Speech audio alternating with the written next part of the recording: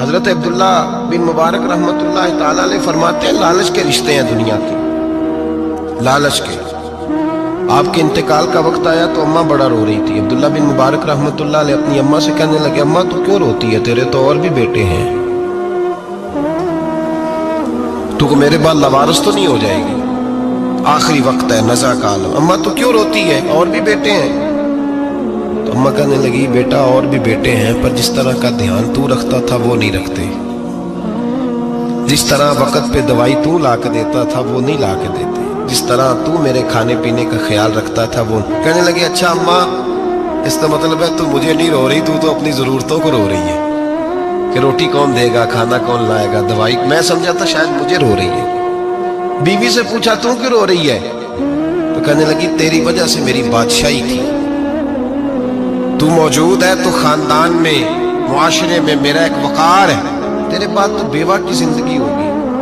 آپ فرمانے لگے اوہو میں سمجھا تھا شاید مجھے رو رہی ہے، تو اپنے وقار کو رو رہی ہے۔ بیٹوں اور بیٹیوں سے پوچھا تمہاری آنکھوں میں کیوں آنسو چھلکتے ہیں؟ کہنے لگے ابا جس پیار سے باپ شادی کرتا ہے دوسرا کوئی نہیں کر سکتا، اور جس محبت سے باپ لا کے کما کے دیتا ہے دوسرا کوئی نہیں دے سکتا۔ فرمانے لگے اوہو میں سمجھا تھا مجھے رو رہے ہو، تم تو شادیوں کو رو رہے ہو، میرے ساتھ تو تعلق ہی نہیں۔ پھر عبداللہ بن مبارک رونے لگے، اب پھوٹ کے روئے۔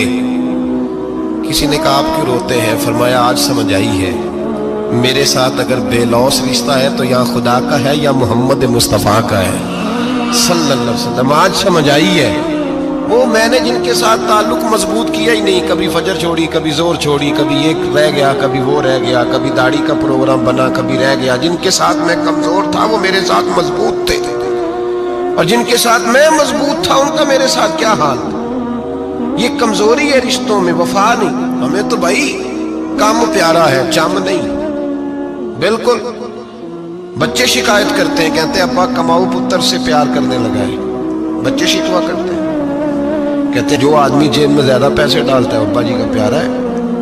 باپ شکوا کرنے لگے ہیں، کہتے ہیں میں مالدار ہوتا تو میرے بچے بھی فرما بردار ہوتے۔ رشتوں کو روح کا رشتہ بنائیں، وفا کا رشتہ بنائیں، وفا کا۔ کتے کا ذکر قرآن پاک میں آیا ہے، اس لیے آیا ہے کہ اس نے اللہ کے ولیوں سے وفا کی تھی، اسی آیا ہے کہ اس نے اللہ کے ولیوں کے ساتھ وفاداری کی، وفاداری کی تو اللہ نے اس کا ذکر قرآن